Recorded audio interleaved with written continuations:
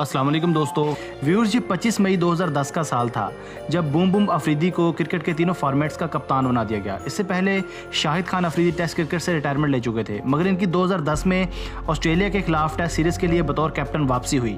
Lord's के मशहूर cricket stadium में ऑस्ट्रेलिया के खिलाफ अपने पहले ही मैच में बदतरीन शिकस्त के बाद बूम बूम अफरीदी ने हैरानकुन तौर पर टेस्ट क्रिकेट की कप्तानी और टेस्ट क्रिकेट से इस्तीफ़ा दे दिया। यूं लाला के अचानक वतन वापस लौट जाने पर सुलेमान बट को पाकिस्तान का अगला टेस्ट कप्तान हंगामी तौर पर बना दिया गया। इस तारीखी टूर में इंग्लैंड के खिलाफ 4 टेस्ट मैचेस की सीरीज के दौरान चंद पाकिस्तानी प्लेयर्स का बदनामे ज़माना स्पॉट फिक्सिंग स्कैंडल में नाम सामने आया है। इस खबर ने पाकिस्तानी क्रिकेट बोर्ड और पूरी दुनिया के क्रिकेट के हलकों को हिला के रख दिया।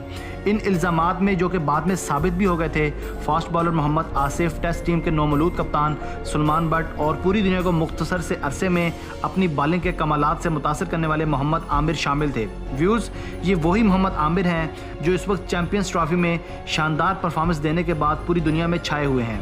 आज की वीडियो में हम मोहम्मद आमिर की इब्तदाई ज़िंदगी, इनके प्रोफेशनल क्रिकेटिंग कैरियर और इनकी गैर मामूली बॉलिंग तकनीक पर चंद बातें करेंगे कि आमिर ने यह बुलंद मुकाम कैसे हासिल किया। Viewers, fast bowler Mohammad Amir Pakistan के अव्वलीन फास्ट बॉलर्स में से एक हैं।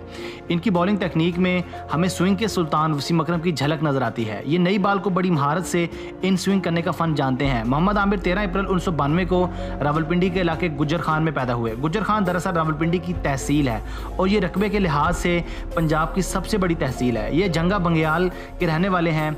ये अपने 7 बहन भाइयों में 6ठे नंबर पर है। इनके वालिद नहायत गरीब और मेहनत कश इंसान थे। इनको बचपन से क्रिकेट खेलने का बहुत शौक था। मोहम्मद आमिर के मुताबिक ये बचपन से क्रिकेट देखते थे। क्रिकेट में इनका आइडियल और फेवरेट वसीम अकरम थे। ये जब भी टीवी पे वसीम अकरम को बॉलिंग करता देखते थे तो मैच के बाद वही अंदाज और स्टाइल दोहराते थे जो वसीम अकरम का होता था। यूँ ये वसीम अकरम की बॉलिंग को देखते देखते बड़े हुए। ये गुज्जर खान के जिस गांव में रहते थे वो इस इलाके का पसमानदा तरीन देहात था, जिसकी गलियां और बाजार कच्चे थे। गांव के इर्द गिर्द सिर्फ खेत ही खेत थे, मगर मोहम्मद आमिर का जुनून था कि ख़त्म होने का नाम नहीं लेता था। इनके पास क्रिकेट में खुद को शिनाख्त करवाने का सिर्फ एक ही प्लेटफॉर्म था। वो प्लेटफॉर्म रावलपिंडी शहर था, मगर कम उम्र होने की वजह से मोहम्मद आमिर को घर से दूर 50 किलोमीटर के फासले पर अपनी किस्मत आजमाने की इजाज़त नहीं मिल सकी। व्यूअर्स, साल 2003 में मोहम्मद आमिर सिर्फ 11 साल की उम्र में रावलपिंडी में वाक़ एक बड़ी क्रिकेट एकेडमी तक रिसाई हासिल करने में कामयाब हो गए। दोस्तों, मायनाज फास्ट बॉलर मोहम्मद आमिर की ज़िंदगी में टर्निंग पॉइंट तब आया जब स्विंग के सुल्तान वसीम अकरम ने पाकिस्तान क्रिकेट बोर्ड की सरपरस्ती में पाकिस्तान भर से फास्ट बॉलर ढूंढने के लिए एक कैंप लगाया। ये कैंप जब रावलपिंडी के नवाही इलाके में लगा तो पहली दफ़ा वसीम अकरम ने मोहम्मद आमिर को बॉलिंग करवाते देखा तो इनकी स्विंग डिलीवरी से मुतासिर हुए बगैर ना रह सके। इसके बाद 15 साल आमिर को इंग्लैंड के टूर के लिए अंडर 19 की टीम के साथ रवाना कर दिया गया। आमिर ने इस टूर में शानदार बॉलिंग करवाते हुए 8 विकेट्स अपने नाम की। इसके बाद इन्होंने Sri Lanka, national bank of Pakistan और अंडर 19 वर्ल्ड कप में गैर मामूली बॉलिंग करवाते हुए खुद को टॉप क्लास बॉलर साबित किया। मोहम्मद आमिर ने नेशनल बैंक ऑफ पाकिस्तान की जानिब से खेलते हुए 55 विकेट्स लेकर यह साबित किया कि वसीम अकरम की सिलेक्शन बिल्कुल दुरुस्त थी। व्यूअर्स, इनके मजबूत डोमेस्टिक बैकग्राउंड का नतीजा यह निकला कि इनको 2009 के वर्ल्ड T20 में शामिल कर लिया गया। ये वही वर्ल्ड T20 था जिसमें पाकिस्तान यूनुस खान की क़यादत में वर्ल्ड T20 चैंपियन बना था। मोहम्मद आमिर की शानदार कारकर्दगी का सिलसिला वर्ल्ड कप में भी जारी रहा। व्यूअर्स, 2009 के वर्ल्ड T20 में 17 साल नौजवान मोहम्मद आमिर की वर्ल्ड क्लास बॉलिंग और सीम डिलीवरीज को देखकर बड़े बड़े क्रिकेटर्स दंग रह गए। इनकी 145 किलोमीटर पर आवर की रफ्तार से बॉलिंग को फेस करते हुए अच्छों के पसीने छूट गए।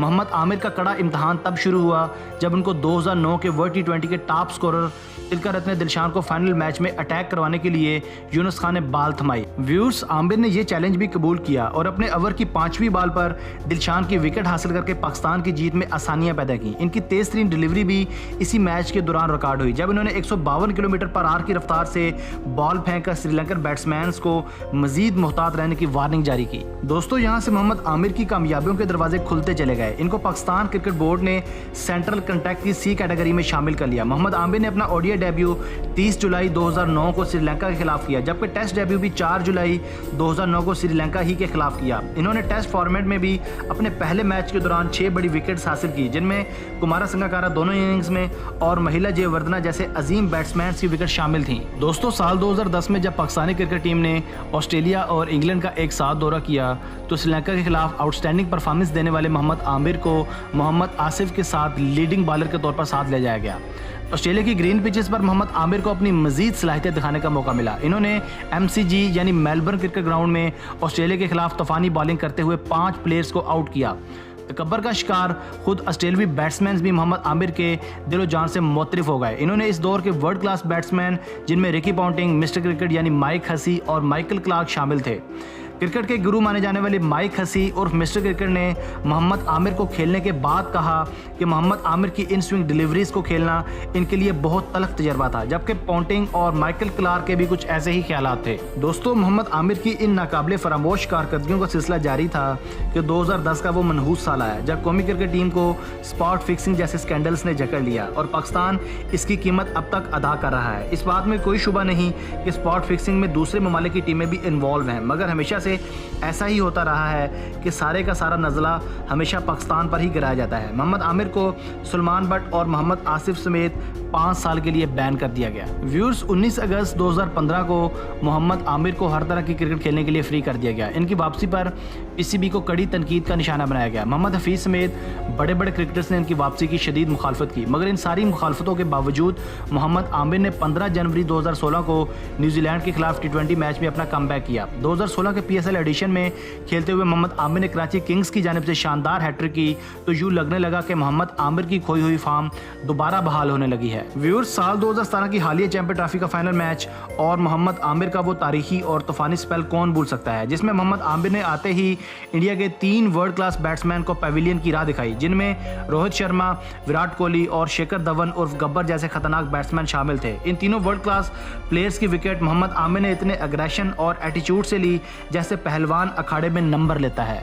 व्यूअर्स, मोहम्मद आमिर भी शुएब अख्तर की तरह एक अग्रेसिव फास्ट बॉलर है, जिनके बारे में कहा जाता है कि वो वसीम अकरम जैसे बॉलर हैं, मगर खुद वसीम अकरम और रमीज़ राजा के मुताबिक ये वसीम अकरम से भी ज़्यादा क्लेवर और टैलेंटेड है। शायद इसी वजह से स्विंग के सुल्तान वसीम अकरम मोहम्मद आमिर को बाज़ औक़ात अपना जानशीन करा देते हैं। आज पूरी कौम को मोहम्मद आमिर से प्यार है, क्योंकि आज शायद इनकी बेहतरीन बॉलिंग की बदौलत पाकिस्तान इंडिया जैसे ग्रेट स्कोर चेज़र को चैंपियंस ट्रॉफी के फाइनल में आउट क्लास करने में कामयाब हुआ। हमें उम्मीद है कि मोहम्मद आमिर कप्तान सरफराज की कप्तानी में इसी तरह से पाकिस्तान की कामयाबियों में अपना हिस्सा डालते रहेंगे। दोस्तों, मैं उम्मीद करता हूं कि आपको ये वीडियो पसंद आई होगी।